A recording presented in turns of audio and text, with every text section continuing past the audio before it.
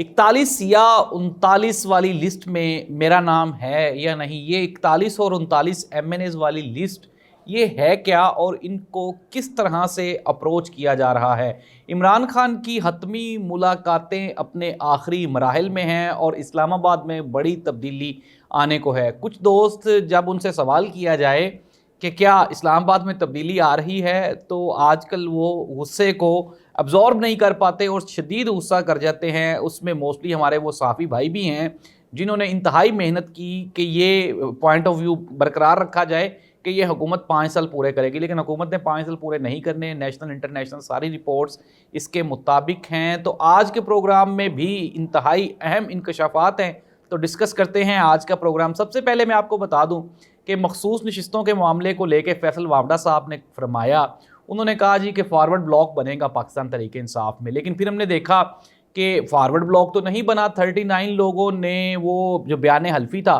वो जमा करवा दिया। अब ज़ाहिर सी बात है एस्टेब्लिशमेंट परेशान है कि इमरान खान को छोड़ के कोई भी नहीं जा रहा। इतनी सख्तियाँ, पार्टी टूट गई, निशान वापस ले लिया, मर्द ख़वातीन सब जेल में हैं। इवन के बानी चेयरमैन पाकिस्तान तहरीक इंसाफ इमरान खान को साल होने वाला है जेल में। ना ही तो इमरान खान के प्लेटलेट्स कम हुए, ना ही इमरान खान ने कोई बहाना बनाया, ना ही कोई डील ली।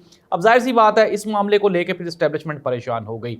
इंतहाई कोशिशें की गई कि किसी न किसी तरह से पाकिस्तान तहरीक इंसाफ को ये जो असम्बली का फ्लोर है इससे दूर रखा जाए, लेकिन अब बिल आखिर नताइज ये अखज़ हुए कि इमरान खान के बगैर ना ही तो ये निज़ाम चल सकता है और ना ही पाकिस्तान की सियासत आगे बढ़ सकती है। और इंटरनेशनल प्रेशर ने बिल आखिर काम कर दिखाया। मैं आपको कई प्रोग्राम्स में कह रहा हूँ, बता रहा हूँ कि इमरान खान को डील करना इतना आसान नहीं होगा एस्टेब्लिशमेंट के लिए जितना वो समझ रहे थे। अब मैं बता देता हूँ आपको फैक्टर्स क्या क्या हैं। एक तो सबसे पहले हमने बात की थी कि अमेरिका में वो जो करारदाद पास हुई, फिर उसके बाद यूएनओ में, फिर बरतानवी पार्लियामेंट में। अब मैंने पिछले प्रोग्राम में आपको बताया था कि इमरान खान की एक बरतानवी पार्लियामेंट की बड़ी शख्सियत के साथ मुलाकात हुई और 2 अमेरिकन वो भी इमरान खान को मिले हैं। अब मामलात वो ये है कि गुफ्तो शनीद फ़ाइनल मराहिल में है और फाइनल मराहिल में ये ब्रेकिंग न्यूज़ मैं आपको दे रहा हूँ और बावसूख ज़राए से दे रहा हूँ कि पाकिस्तान मुस्लिम लीग नून सिर्फ़ और सिर्फ अब एक सेफ़ एग्ज़िट चाहती है। अब जाहिर सी बात है, एक तो सीट्स जो हैं वो 17 पाकिस्तान तहरीक इंसाफ कहती है, लेकिन मैं नहीं मानता 17 तो खैर नहीं है। पाकिस्तान मुस्लिम लीग कम अज़ कम 23 से 24 सीट्स हैं इनकी नेशनल असम्बली की, लेकिन 23 से 24 सीट्स के साथ मियाँ मोहम्मद शहबाज शरीफ साहब का वज़ीर आज़म रहना और मोहतरमा मरीम नवाज़ साहिबा की भी पंजाब में अक्सरियत नहीं थी, उसको तब्दील किया गया, तो जाहिर सी बात है। अच्छा, अब मुस्लिम लीग नून क्या चाहती है? मुस्लिम लीग नून ये चाहती है, सबसे जो एक बड़ी डिमांड है वो बड़ी डिमांड ये है कि जी हमें पंजाब दे दिया जाए, मरकज़ में हम लोग हुकूमत छोड़ देते हैं, पाकिस्तान तहरीक इंसाफ हुकूमत बना ले। लेकिन इमरान खान ने इस चीज़ को भी डिनाई करते हुए उन्होंने कहा जी कि जो हमारा मेरिट है, जो हमारी सीट्स एक्चुअल बनती हैं, हमें वो दी जाएँ।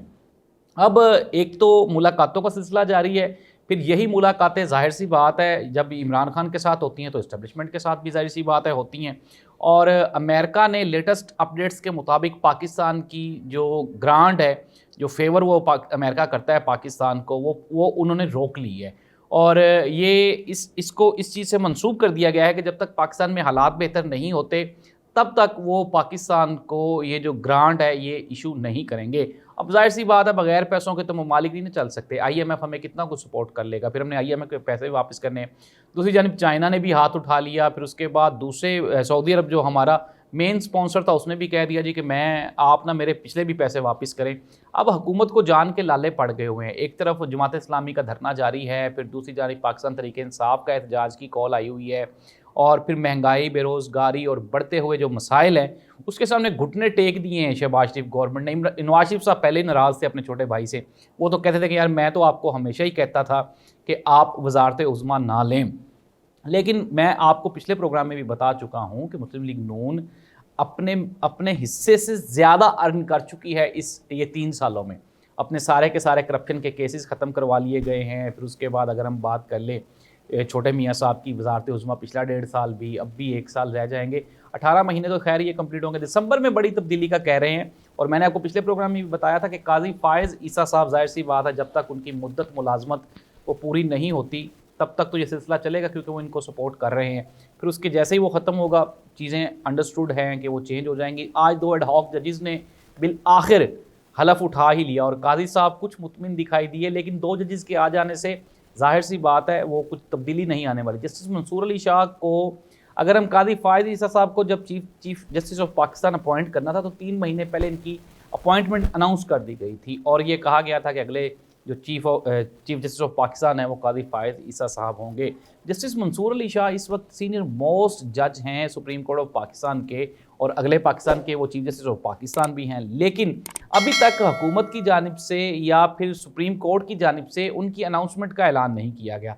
लेस देन 3 मंथ्स रह गए हैं काजी साहब के जाने के, लेकिन जाहिर सी बात है कितना को आप इसको आगे प्रलोंग कर सकते हैं, बिल आखिर ये ख़त्म होना ही होना है। तो जाहिर सी बात है कि अब बिल आखिर काजी साहब को जाना तो है ही, अब जाना ठहर चुका है। इवन के हमारे जो लॉ मिनिस्टर हैं वो ये फरमा रहे थे कि काजी साहब के साथ तो कोई भी एक्सटेंशन वाला मैटर डिस्कस ही नहीं हुआ। इमरान खान पे ये एतराज़ किया जाता था कि इमरान खान जनरल फैज़ हमीद साहब को चीफ़ ऑफ आर्मी स्टाफ बनाना चाहते हैं।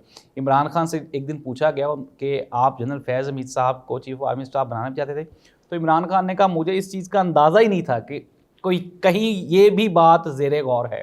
तो जाहिर सी बात है, अब इमरान खान साहब नहीं मानते, ये शायद हो सकता है डिस्कस होता हो। सिमिलरली अब पाकिस्तान मुस्लिम लीग नून वही वाला मसला है कि अंगूर खट्टे हैं, जब वो हाथ नहीं पहुंचा तो कह रहे हैं कि अंगूर खट्टे हैं। इट मीन्स दैट कि अब कुछ इस तरह का वो बयानिया बना लिया जाए। लेकिन खैर मुख्तसर ये कि मैं आपको खबरें दूंगा अब आगे क्या होने वाला है।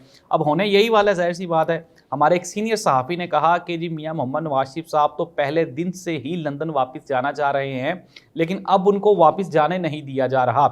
और जाहिर सी बात है, ये मैं भी आपको कई मरतबा कह चुका हूँ कि टिकट हो गया, मियाँ साहब जाना चाह रहे हैं।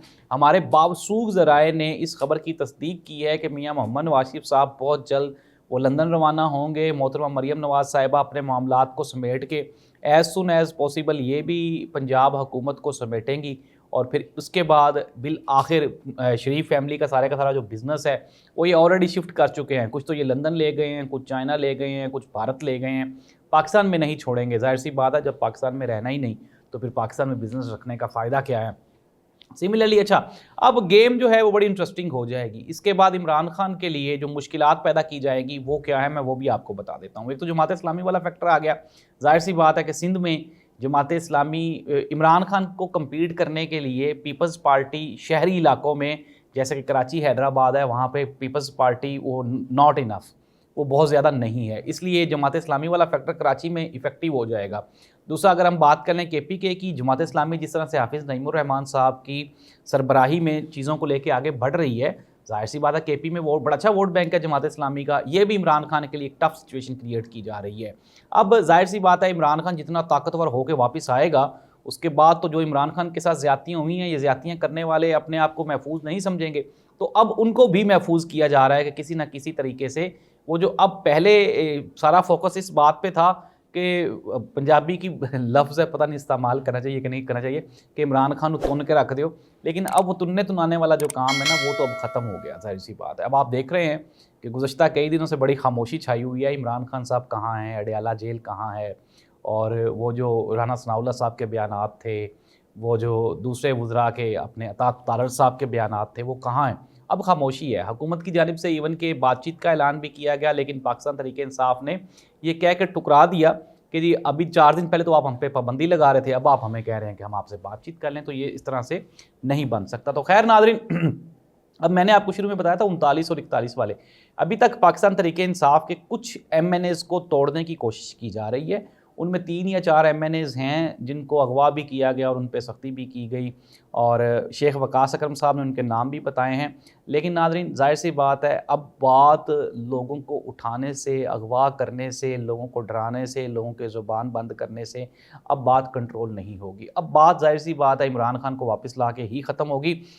इमरान खान साहब के बारे में आज तक जो हमारे एक सीनियर मोस्ट दोस्त हैं सुहेल बड़ाई साहब, वो कहते थे इमरान खान साहब तो आ ही नहीं सकते, इमरान खान साहब आएंगे तो निज़ाम ख़राब हो जाएगा।